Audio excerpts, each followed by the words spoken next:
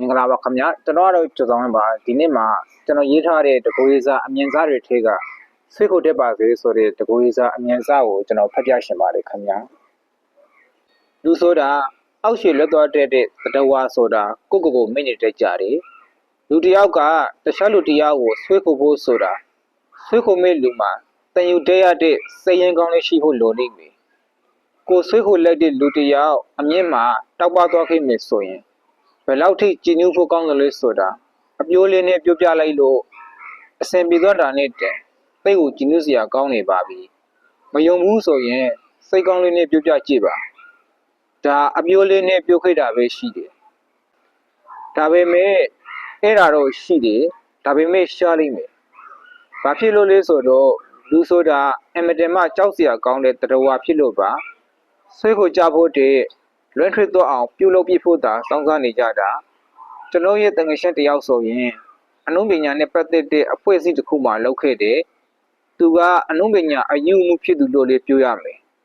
အပြင်ကုမ္ပဏီမှာလုပ်နေတာကအနုပညာနဲ့ပတ်သက်တဲ့ထုတ်လုပ်မှုတစ်ခုကခေါ်လို့သွားလျှောက်တယ်သူဘေးကံကောင်းတာလားသူဘေးကံဆိုတာလားတော့မသိဘူးအဲ့ဒီလျှောက်တဲ့အလုပ်ကရသွားတယ်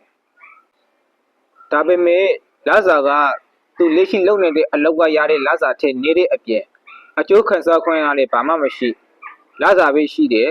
ကုမ္ပဏီမှာကအကျိုးခံစားခွင့်တွေကရှိတယ်အဲ့ဒါတွေအကုန်လုံးထားခဲ့ပြီးယူသက်တာကိုရွေးချယ်ပစ်လိုက်တယ်ဒါပေမဲ့သူပြိုခက်တယ်လို့ပြောရမယ်အဲ့ဒီမှာသူ့မှာအဲ့ဒီထုတ်လုပ်မှုကခေါ်တဲ့အလုံးနဲ့ပတ်သက်တဲ့အရေးရှင်းတွေရှိတဲ့အပြင်ပေါ်နေသေးတယ်လို့တောင်ပြောရအောင်မယ်ဒါပေမဲ့သူကအပြင်မှာလောက်ခဲ့တဲ့ကုမ္ပဏီရဲ့ကာရီတာကိုမရှင်းနိုင်ခဲ့ဘူးအပြင်ကုမ္ပဏီမှာသူကတကိုယ်တည်းနေတဲ့အခါဘယံတပါးလိုနေပြီးအများနဲ့အတူလောက်ကြတဲ့အခါကိုကဘာကြီးဖြစ်နေပါစေဘယ်လောက်ကြီးသိနေပါစေတက်နေပါစေဘယ်သူနဲ့မဆိုပူပေါင်းပြီးအစားကနေတန်ယူတဲရမယ်ဆွဲခုတ်တဲရမယ်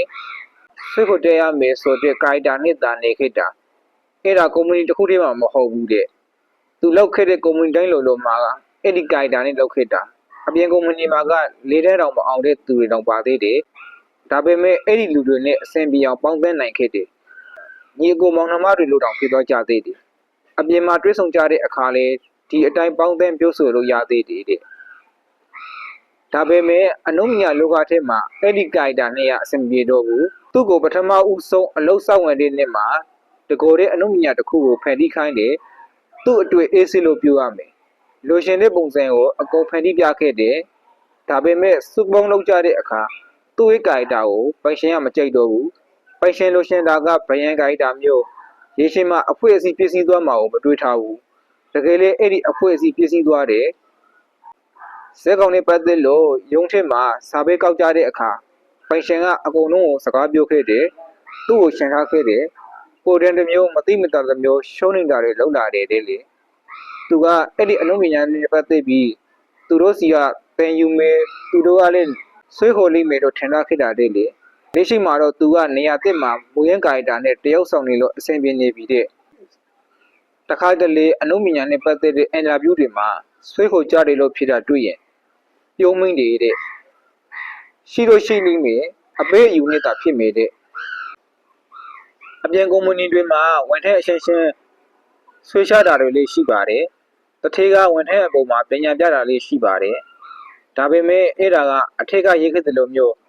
ဝင်လာတာနဲ့ဘယံကိုင်တာနဲ့နေမယ်ဘယ်သူမှမဟုတ်ပါဘူးငါသိငါတက်ငါတကုတ်ကိုနေမယ်ဆိုတော့ကြောင်းတာပညာပြခံရတာအားလုံးနဲ့ပူပေါင်းပါဝင်နေတဲ့လို့တန်ယူတဲ့လို့ပညာပြလိုက်မယ်ဆိုတာမျိုးမရှိသလောက်ရှားပါတယ်လူတယောက်ကတခြားလူတယောက်ကိုဆွေးခေါ်ဖို့ဆိုတာကိုယ်တိုင်ကပူပေါင်းပါဝင်ဆွေးနွေးတတ်ဖို့လိုတယ်အဓိကတန်ယူတတ်ဖို့လေးလိုတယ်မဟုတ်ဘဲနဲ့တော့အပေါ်ရန်တွေသာရလိမ့်မယ်တဲ့လေလှပတဲ့စိတ်ကူးလေးတွေကိုရှင်းရှင်းမြတ်တာတွေနဲ့အကောင့်တွေဖွင့်နိုင်ဖို့အတွေ့အဆအအရာရာအပြင်ကျဲမာရေးတွေလည်းပို့ကြိုးစိမ်နိုင်ကြပါစေခင်ဗျာကျဲမာပါစေပျော်ရွှင်ပါစေနှလုံးစိမ်ဝင်အေးချမ်းကြပါစေခင်ဗျာဟုတ်ကဲ့